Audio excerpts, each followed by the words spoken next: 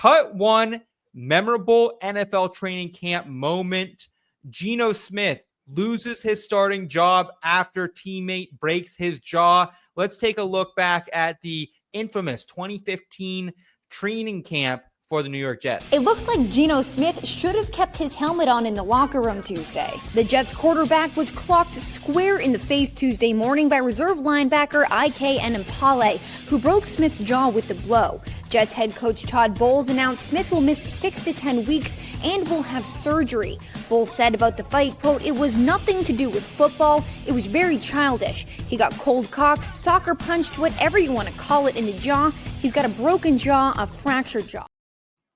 So this was like the infamous downfall of Geno Smith for a bit, right? He was expected to be the Jets starter in the 2015 season, going into his third season before getting punched by IK, who was released by the team. Ryan Fitzpatrick ends up taking over this gig, would never regain the job, does Geno Smith, a full-time starting job anywhere until 2022, 7 years later. So IK hurt more than just Geno Smith's nose, potentially his wallet for a few years, his pride as well. Another training camp moment that, how can we forget it? It's old Brett Kiesel rolling up in a tractor to Steelers training camp in 2013. Let's go back in time to this one. Big Diesel, baby.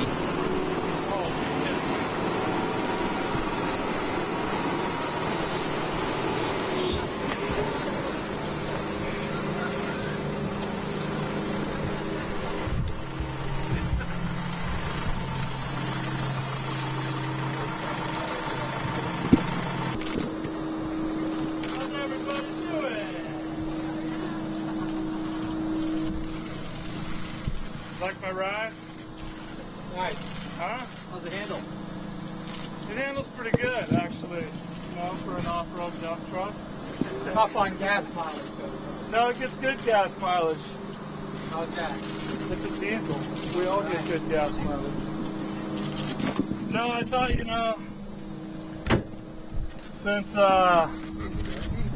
since this is kind of a construction zone around here, I brought my hard hat.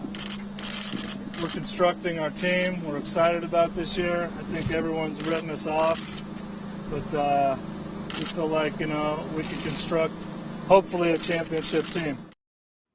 You gotta love that, man. I always love when, people roll into training camp in different fun vehicles, planes, trains, automobiles, you name it, guys. And Brett Kiesel rolling in here to Latrobe, Pennsylvania, iconic area with the big rig. Was just another day out there in the Saint Vincent College campus. A couple more moments here before we make our cut one decision. Jarvis Landry gets fired up. Let's hear what Jarvis Landry had to say all the way back in the 2000 teens one day in training camp. If you can practice, practice. You can't get no better. Ain't nobody gonna get better by being on the sideline if you ain't hurt. If you're not hurt, you gotta practice. Because you make other work even harder. Now they have more risk of getting hurt because you don't want practice. Because you being a all that weak don't live here no more. That don't exist. It's contagious, bro. It's contagious, bro. A little fired up there from Juice Landry. Allegedly, this was somewhat addressed directly at first-round pick and former Biletnikoff Award winner Corey Coleman, who was faking injuries to get out of practice. And the last famous news story that we got from an NFL training camp just a couple years ago, Aaron Rodgers debuts a new look, of course inspired by the movie Con Air. Let's take a look. Into camp rocking long hair, a beard, a white tank top, light blue jeans. Does he remind you of anybody? Nick Cage. Nick Cage, baby, Con Air. Packers fans and Nick Cage fans caught on pretty quickly. He was channeling Cage's character, Cameron Poe, from the 1997 film Con Air. Yep. So, from Aaron Rodgers, awesome look. Jarvis Landry getting fired up at Corey Coleman. Brett Kiesel on the diesel. And Geno Smith getting sucker punched. Steve, what is your one training camp moment that you're cutting? And what's your favorite as well? So my favorite is easy. It's Jarvis Landry. I love Jarvis Landry. I've been a fan of his like forever. I love when a guy fires up his team and shows leadership, and people can like clutch their pearls all they want at the profanity and whatnot, but like That's what you do. Anyone who's been an athlete for 10 seconds in their life Leader. knows sometimes you got to just lay into people, and that's how it goes. If I'm cutting one, it's the stupid Aaron Rodgers wearing a beater to like, just so annoying, like such a pick me attitude. It encapsulates everything about Aaron Rodgers that I can't stand. It's so disingenuous. It's so fake. It's so, and what's worse is he played it off like, it's just another me, day at the man. office. Like, Yeah. I wasn't really trying to do anything, man. Like, oh my God, he's such an attention seeking, like, it drives me crazy. Yeah, I was ready to cut that Steelers one because I hate when someone gets on and goes like, "Do you like my ride?" like, buddy, were you not hugged enough as a child? But Aaron Rodgers may not have been hugged enough as a child because every move he makes is annoying. He's that annoying kid in class who, like, does something really loud and obnoxious, and when the teacher's like, "Hey, knock it off," he's like, "What? I didn't even do anything. You're freaking out for nothing." We all know that kid in class, and that's Aaron Rodgers. So I would cut that and cut Aaron Rodgers. The NFL world would just be better off when he rides off into the sunset. That's my quarterback out there in the Berg this year. So, like, and honestly, I'm like the Aaron Rodgers defender, but that one is kind of hard to defend. But I still ain't cutting it. What about you, Jake? Yeah, no, I'm not cutting that one. Get the Geno Smith stuff out of here. I get he didn't get to start because he got punched in the face. That was the best Jets season Todd Bowles ever had. That might have been the best thing that for Todd Bowles' career that ever happened. Geno was atrocious in 2014. He was atrocious in 2013. He was not a good quarterback until he went to Seattle and got fit. Like, there's a reason he didn't start anywhere. Even when he got a chance again in 2016 with the Jets, he was the backup. Fitz gets benched for a while. He comes in, plays a game, makes a start the next week, and he tears his ACL. So it's like, that's part of the reason he didn't play longer too. Like, it wasn't just that he got punched in the face and broke his jaw, which, like, obviously but the fact sucked. that someone sucker punched their starting quarterback, broke their jaw.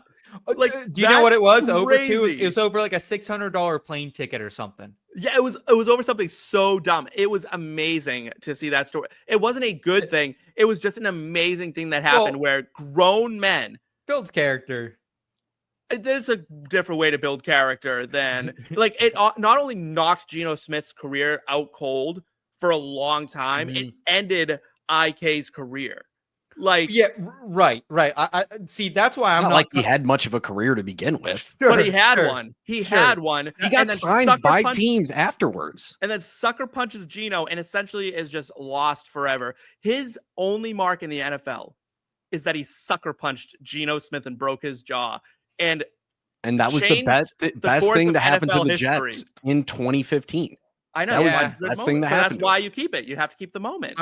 I'm keeping it just because it builds character. It's a good story. I want to keep the moment. I don't care that it happened. You're saying IK did him a favor, is what you're saying. Yes. Yes. Okay. All right. Geno doesn't get the contract he got a couple years ago if IK doesn't punch him in the face. Who knows what happens in Geno would have 2015? We didn't continued to start, got benched again. He would have started somewhere else, got benched again, and he wouldn't have even made it to Seattle.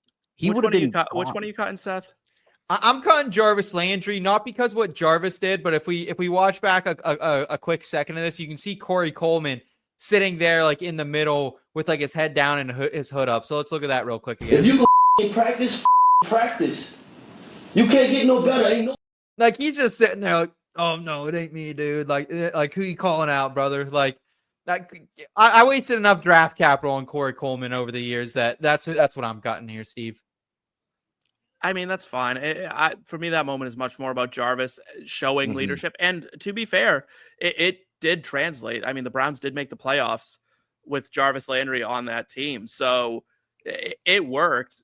Corey Coleman, you know what? All the talent in the world, he probably should have practiced harder. He should have listened to Jarvis Landry. When you get a guy like Jarvis Landry who overcomes being pretty physically mediocre as a wide receiver and is one of the better guys in the game, when he starts yelling at you, you probably should listen to what he says. It's contagious, man. Yeah, that is a great line.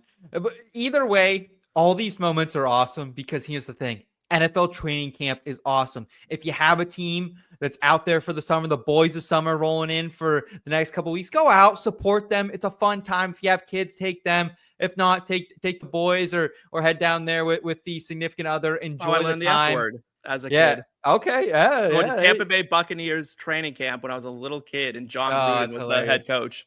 Yeah. Hey, that checks out. That's John Gruden football right there, baby.